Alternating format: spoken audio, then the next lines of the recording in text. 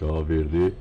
Mən də istəyirəm bir poeziya nümunəsində. Mən bildim ki, hiss etdim ki, artıq Çingiz müəllim elə mövzulara toxundu. İstər-istəməz burada poeziya dilə gəlir.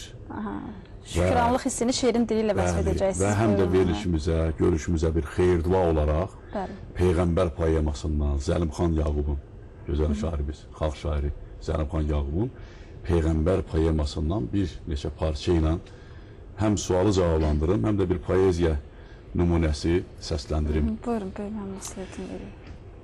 Peyğəmbər qəlbindən üzən nur çilə, bizim çöhrəmizi güldür, ilahi.